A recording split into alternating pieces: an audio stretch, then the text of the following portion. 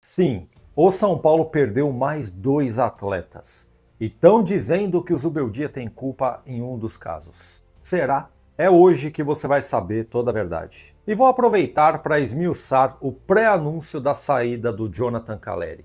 E pelo que parece, o processo está sendo acelerado. Mas eu vou começar fazendo um desabafo sobre coisas obscuras que aconteceram nessa rodada do Campeonato Brasileiro. Eu tentei evitar falar sobre isso, só que não tem como. Não posso deixar passar batido como estão fazendo por aí, viu? E se você puder me ajudar a divulgar esse vídeo para mais pessoas, é só você clicar no like, que é esse joinha que está aqui embaixo. E se você gosta de futebol, falado sem clubismo, de uma forma honesta e transparente, aqui é o seu lugar. Te convido a se inscrever aqui no canal, chega junto, certo? E não importa o time que você torce, aqui você é muito bem-vindo. E mais um recado, importantíssimo, diga-se de passagem, aqui na descrição do vídeo eu vou deixar o link do WhatsApp da Mais Ágil, que é a empresa que te ajuda a antecipar o seu FGTS da forma mais rápida que conhecemos no mercado. Aquele dinheiro que está lá parado no seu FGTS vai para o teu bolso em até 24 horas. E chamando a Mais Ágil por esse link, dizendo que você veio do canal Renato Persona, você concorre a uma camisa do São Paulo. São Paulo esse que entra ano, sai ano, entra campeonato, sai campeonato, e ele continua sendo assaltado. Já foi arrancado a tapa do Campeonato Paulista por um pênalti absurdo marcado a favor do Palmeiras. Só que a arbitragem não para, viu?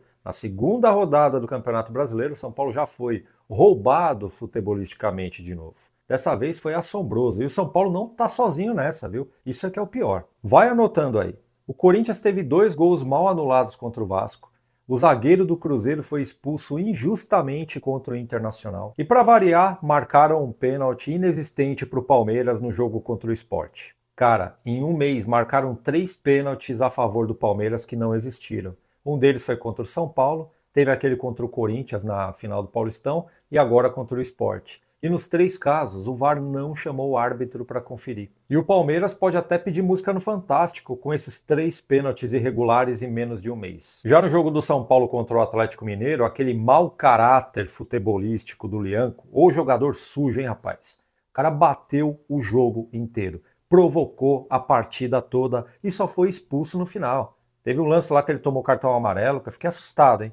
O cara deu um empurrão no Ferreirinha, depois ele foi mostrar pro árbitro como ele empurrou o Ferreirinha e empurrou de novo. Tomou o cartão amarelo, tudo bem, só que o Ferreirinha tomou também. E para lascar mais ainda, alguns minutos depois, na saída de bola de São Paulo, o cara vai e dá uma solada no Ferrarese. O lance foi muito pesado, todo mundo pensou que ele fosse dar pelo menos o cartão amarelo, que seria o segundo, aí ele teria que expulsar esse animal de campo. E o que ele fez? Ele foi lá no banco de reservas do São Paulo dar um cartão amarelo para o Zubeldia, que estava reclamando e com razão. E não contente com isso, ele voltou para o banco de reserva, deu o segundo cartão e expulsou o Zubeldia. E tem torcedor do São Paulo que, em vez de ficar indignado com mais uma péssima atuação da arbitragem, critica a atitude do Zubeldia, vai entender, né? A diretoria do São Paulo não faz nada para mudar esse quadro. E aí sobra tudo para o treinador. Se bem que tudo que o Zubeldia faz vira motivo de polêmica.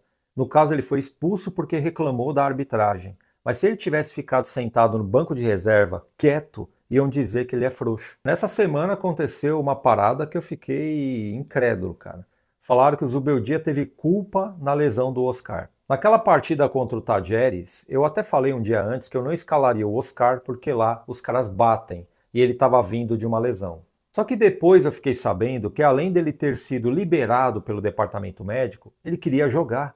Imagina se o Zubeldia não escalasse ele para o jogo e acontecesse o pior ali, do São Paulo perder ou empatar a partida. Se ganhando já estão reclamando, imagina se São Paulo perdesse. O cara tá lá, disponível, liberado pelo departamento médico, querendo jogar. Se o Zubeldia não escala, aí ia dar polêmica. E é importante lembrar que o Zubeldia não é médico, ele é treinador de futebol. Só resta a ele confiar nesses profissionais, né? E que esses profissionais devolvam os jogadores no tempo certo. O São Paulo já está desfalcado do Pablo Maia, que vai voltar para lá do meio do ano, se tudo der certo. Já não temos o Lucas até dia 20, por causa daquele tombo que ele tomou no tapete de plástico do Allianz Parque. E agora perdemos mais 2 jogadores, né? Que é o Oscar, que provavelmente vai voltar lá para o dia 20 também, junto com o Lucas, e o Luiz Gustavo, que pegou ali um problema no pulmão, negócio sério, hein?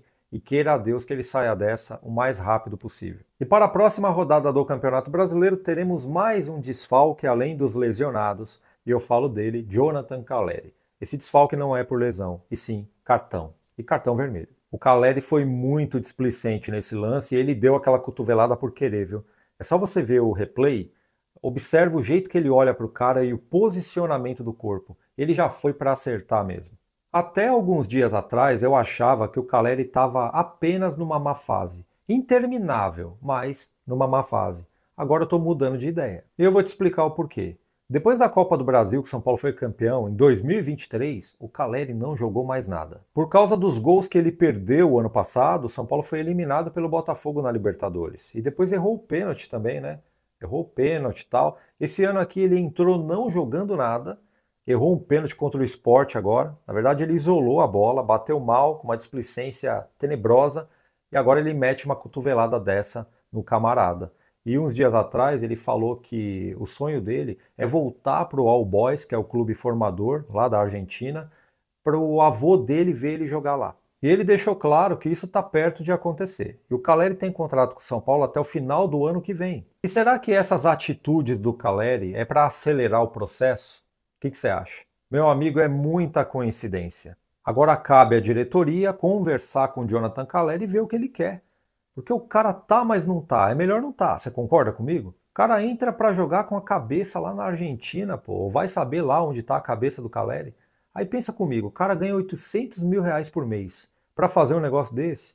E nesse jogo contra o Atlético ele não ficou 15 minutos dentro de campo.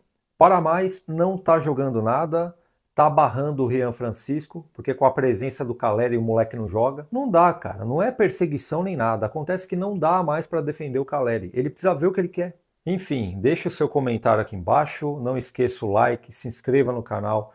E eu, Renato, um pouco irritado com essa situação, vou ficando por aqui. Um forte abraço e até a próxima.